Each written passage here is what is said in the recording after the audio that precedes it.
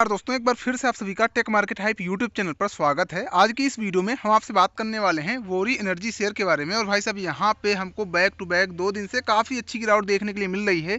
बहुत सारे लोगों ने वोरी एनर्जी के अंदर जो तेजी आई थी उसकी वजह से बहुत सारे लोगों ने बाइंग किया है जिसको आईपीओ नहीं मिला था। बट मैंने 2-3 दिन पहले एक वीडियो बनाकर बताया था वोरी एनर्जी के बारे में कि भाई साहब, अगर आपको आईपीओ मिला था और इसका प्राइस जब 3000 के ऊपर 3500-3600 के आसपास गया, तो मैंने कहा कि अगर आपको आईपीओ मिला था तो ये एक बेस्ट मौका है। आप चाहें तो प्रॉफिट बुकिंग कर सकते हैं, फिर आप स्टॉप लॉस लगा सकते हैं। सो अगर यहाँ पे करेक्शन होगा तो आपके यहाँ पे पोजीशन कट जाएगी और आपको लगभग यहाँ पे आईपीओ मिलने के बाद से यहाँ पे 100% के ऊपर का प्रॉफिट भी मिल जाएगा। आईपीओ 1400 के आसपास था और प्राइस इसमें 3500-3600 बीच में टच किया। अभी भी 3100 का है, नो डाउट। जिसको आईपीओ मिला था उसका पैसा अभी भी डबल ही होगा। बट यहाँ पे जिन लोगों ने आईपीओ के बाद बाय किया, या फिर मान लीजिए जिन लोगों ने 3000 के प्राइस पॉइंट के आसपास बाय किया, उसके बाद तेजी भी आई, लेकिन अगर अभी देखा जाए तो भाई साहब, इसका जो हाई है, हाई से लगभग 15% के आसपास हमको करेक्शन में वोरी एनर्जी देखने के लिए मिल रहा है। अब यहाँ पे क्या कोई प्रॉब्लम हो गई है या फिर ऐसा कुछ हो गया है जिसकी वजह से यहाँ पे करेक्शन मिल रहा है, और क्या यहाँ पे हमको सेल कर देना चाहिए अगर आपने आईपीओ के बाद बाय किया है या फिर आपको आईपीओ मिला था? सो क्या आपको सेल करना चाहिए या फिर आपको होल्ड करना चाहिए? चलिए, इस वीडियो में हम डिटेल में बात करने वाले हैं, कंप्लीट एनालाइज करने वाले हैं और हमारा क्या पॉइंट ऑफ व्यू है वो हम आपके साथ साझा करने वाले हैं। तो वीडियो पूरा देखिएगा। अगर आप हमको पहली बार देख रहे हैं सो प्लीज़ यार दोस्तों, वीडियो को लाइक करके चैनल को भी सब्सक्राइब कर लीजिएगा। हम आपको अपने चैनल के थ्रू बहुत सारी एनालिसिस और रिसर्च वाली वीडियो बनाकर देते रहते हैं, जिससे आपका काफ़ी ज़्यादा बेनिफिट और आपका टाइम बच जाता है।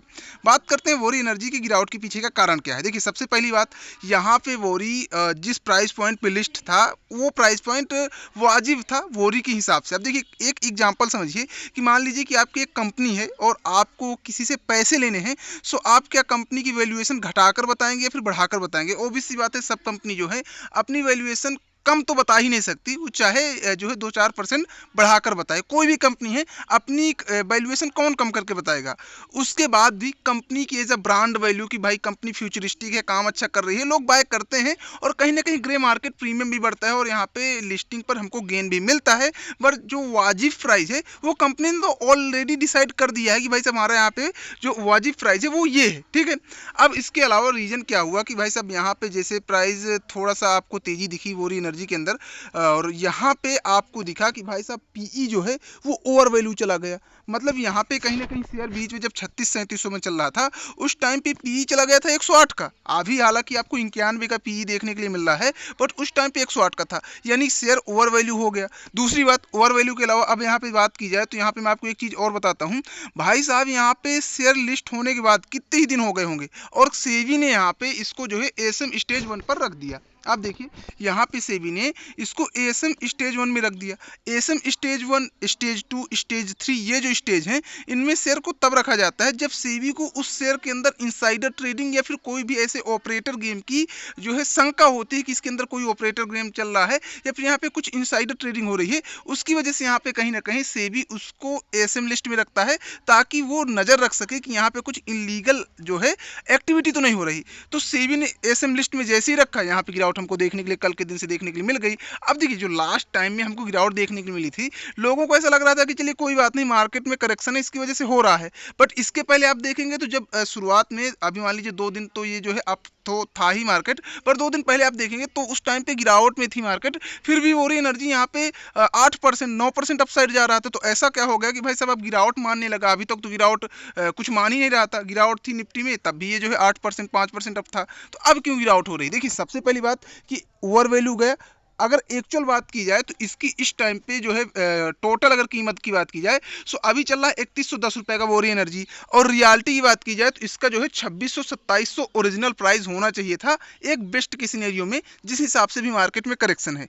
मार्केट उठती है, निफ्टी कवर करती है जो भी इसमें करेक्शन हुआ, या फिर बैंक निफ्टी, या फिर ओवरऑल मार्केट में जो भी इस टाइम पे करेक्शन आया है अक्टूबर मंथ के आसपास से, वो अगर कवर होता है, उसके बाद अगर वोरी एनर्जी 3600-3700 या फिर 5000 के प्राइस पॉइंट पे जाए तो वो बेस्ट के सिनेरियो होंगे कि हाँ ठीक है, अभी मार्केट ने कवर किया है, सो इसमें भी हमको तेजी देखने के लिए मिली। बट अभी तो मार्केट करेक्शन में है ना, तो फिर भी यहाँ पे क्यों तेजी आई थी? और तेजी आई तो ऑब्वियस सी बात है कि यहाँ पे जो है कुछ ना कुछ ऐसी चीज़ें हैं, हालांकि कोई गड़बड़ नहीं है ना, तो इसके फाइनेंशियल में कोई कमी है, बट रीजन ये है कि ओवर वैल्यू हो गया शेयर लिस्ट होने के बाद। और इसके पहले मैंने आपको उस वीडियो में एग्जाम्पल भी दिया था कि आपने ओला इलेक्ट्रिक को देखा कि ओला इलेक्ट्रिक ने जो है मार्केट में एंट्री की और सेम प्राइस में लिस्ट हुआ, लेकिन उसके बाद 150% ऊपर गया, और उसके बाद भाई साहब वही वही हुआ सिनेरियो वोरी एनर्जी के साथ कि शेयर लिस्ट होने के बाद 66% में लिस्ट हुआ और उसके बाद यहाँ पे सीधे भाई साहब 130 140% के आसपास अब गया। सो अब यहाँ पे प्रॉफिट बुकिंग तो ऑफिस सी बात है कि होगी। दूसरी बात, एएसएम लिस्ट में आया है, मार्केट में करेक्शन है। सो यहाँ पे फंडामेंटली शेयर ठीक है,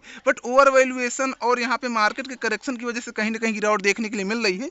और ये एक लॉन्ग टर्म के इन्वेस्टर के लिए कोई दिक्कत नहीं है, जिनका विजन 1 साल या फिर 2 साल या फिर 4 साल के लिए है, वो बिंदास होल्ड कर सकते हैं। बट जो एक शॉर्ट टाइम वाले इन्वेस्टर हैं या फिर स्विंग ट्रेडिंग वाले इन्वेस्टर हैं और उनको बस 2 4 दिन 10 दिन के अंदर प्रॉफिट लेना था, उनके लिए डेफिनेटली यहाँ पे जो है थोड़ा सा रिस्क है। और मैंने पिछले वीडियो में भी ये भी बताया था, बहुत से लोगों को मानना है कि भाई साहब ये 5,000 जाएगा तो आप बेचेंगे। तो भाई साहब 5,000 तो ऑब्वियसली जाएगा, 5,000 में तो गारंटी देता हूँ कि 10,000 जाएगा, पर कब जाएगा किसी को पता है क्या। सो आप उस हिसाब से थोड़ा सा ध्यान देके कीजिए, क्योंकि रीजन ये है कि मार्केट में करेक्शन है। और आज के दिन की भी बात करें तो भाई साहब आज है फ्राइडे और यहाँ पे लगभग हमको 7% की जो है आसपास गिरावट वोरी एनर्जी के अंदर देखने के लिए मिल गई। स्क्रीनर की माने तो देखिए भाई साहब स्क्रीनर में अभी पीई थोड़ा सा ठीक हुआ है, वरना तो 108 था, तो अभी हमको जो पीई है वो भी ठीक ठाक दिखने लगा है 91 के आसपास। RSI भी नहीं दिख रहा, लेकिन रीजन ये है कि अभी यहाँ पे क्वार्टरली नंबर आने भी हैं, रिजल्ट भी आने हैं। तो रिजल्ट जैसे आते हैं उस हिसाब से यहाँ पे थोड़ा सा आप अपना पॉइंट ऑफ व्यू रख सकते हैं और अपना जो है डिसीजन ले सकते हैं कि आपको यहाँ पे क्या करना है। बट अभी शॉर्ट टाइम के हिसाब से मैं तो यही सलाह दे रहा था कि भाई साहब आप थोड़ा सा सेफ रहिए, 5,000 नहीं 10,000 भी जाएगा। बट अभी जिस हिसाब से मार्केट है, निफ्टी 50 अपना ऊपर रेजिस्टेंस मान रहा है 24,500 का, उस हिसाब से यहाँ पे थोड़ा सा खड़े रहना और यहाँ पे फंसना, पैसे लगाना थोड़ा सा रिस्की हो सकता है। तो आप थोड़ा सा ध्यान दीजिएगा। बाकी कमेंट करके बताइएगा कि आपको कैसा लगा वीडियो। चलिए मिलते हैं नेक्स्ट वीडियो के साथ, तब तक के लिए तो बाय बाय।